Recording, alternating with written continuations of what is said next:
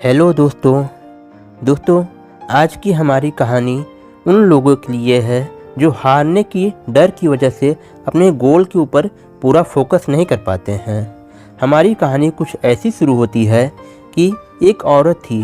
वह भगवान की पूजा अर्चना में हमेशा लीन रहती थी, चाहे वह देश में हो चाहे विदेश में हो। वह हर जगह जो है मंदिरों में जाके पूजा पाठ किया करती थी, घर में भी पूजा पाठ करने में हमेशा मगन रहती थी। वैसे ही एक दिन वह मंदिर में गई। पूजा समाप्त होने के बाद वह उस मंदिर की पुजारी के पास में जाके बैठ गई और कही, पुजारी जी, मैं बहुत परेशान हो गई हूँ। तो पुजारी ने बड़े आश्चर्य से पूछा, क्या हुआ बेटा, किसी ने तुमसे कुछ कहा क्या? उसने कहा, नहीं, कुछ किसी ने कहा नहीं, लेकिन सब लोग यहाँ पे पूजा करने कम आते हैं और दिखावा करने ज़्यादा आते हैं। यहाँ पे देखिए, लोग ज़्यादातर आपस में बातचीत करते हैं, दूसरों की शिकायत करते रहते हैं, कोई मोबाइल चलाता रहता है, लेकिन किसी का ध्यान भगवान के ऊपर नहीं रहता है। यहाँ सब दिखावा करने आते हैं और इन लोग को देख के मेरा भी पूजा से ध्यान हटता है। इस पे जो है वहाँ की पुजारी कुछ देर तक शांत रहे और उसके बाद कहें, मैं इसका तुम्हें एक उपाय बता सकता हूँ, बताओ तुम करोगी?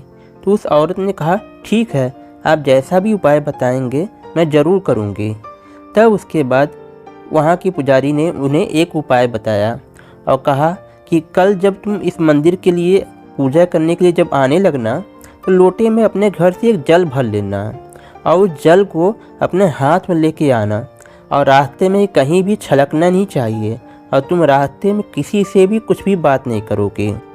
अगर तुमने यह सब चीज़ों का अगर ध्यान नहीं दिया तो यह उपाय विफल हो जाएगा, और अगर तुमने ध्यान दिया तो मेरा यह उपाय ज़रूर सफल होगा। उसके बाद अगले दिन उस महिला ने वैसे ही सारा काम किया। उसने लोटे में जल भर के लेके आ रही थी और रास्ते भर ध्यान दी कि जिससे मेरा जल रास्ते में छलके ना। और उसके बाद मंदिर आई, मंदिर में भगवान जी की 4 परिक्रमा की और उसके बाद चारों कोने में जल छिड़का। और उसके बाद वो वहाँ पे पूजा जब उनकी समाप्त हो गई उस महिला की, तो उस पुजारी के पास में फिर आई और कही, पुजारी जी, आपने जो उपाय बताया था वह सब मैंने ठीक ठीक कर डाला, अब बताइए क्या है इसका उपाय?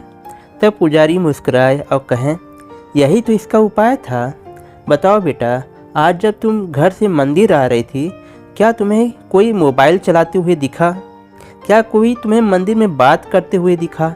क्या कोई किसी की चुगली करते हुए तुमको कोई मिला क्या? तो उस महिला ने कहा, नहीं, आज तो मुझे कोई ऐसा नहीं मिला।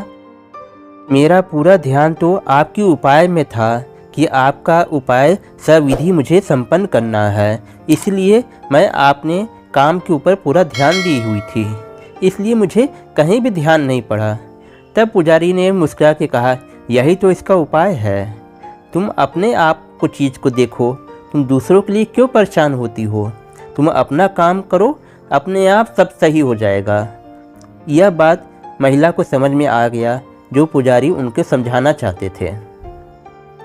उसके बाद उस महिला ने पुजारी को धन्यवाद किया और वहाँ से चली गई। किसी ने खूब ठीक कहा है, हम दीपक को फूंक मार के बुझा सकते हैं, परंतु अगरबत्ती को नहीं बुझा सकते, क्योंकि महकता है उसे कोई नहीं बुझा सकता और जो जलता है वह खुद भी खुद बुझ जाता है। इस कहानी का तात्पर्य यही है कि हमें हमेशा अपने गोल पे ध्यान रखना चाहिए, ना कि उसके आसपास होने वाली घटनाओं के ऊपर ध्यान देना चाहिए। वह सब तो हमारा ध्यान भटकाने के लिए खुद ब खुद होने लगती हैं, लेकिन जिनका ध्यान हमेशा अपने गोल पे रहता है, उनका गोल उनको पाने से कोई नहीं रोक सकता है और वो ज़रूर अपना गोल, अपने लक्ष्य को ज़रूर प्राप्ति करते हैं।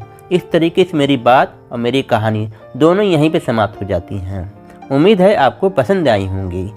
साथियों, अगर आपको यह मेरी कहानी पसंद आई हो, इसे ज़्यादा से ज़्यादा लाइक करें, शेयर करें और मेरे चैनल को ज़रूर सब्सक्राइब करें। साथियों, कमेंट करना बिल्कुल मत भूलिएगा। अब आप मुझे इजाज़त दीजिए, मैं अगले वीडियो में फिर आपके लिए एक अच्छी जानकारी, एक नई कहानी के साथ ही मिलूँगा।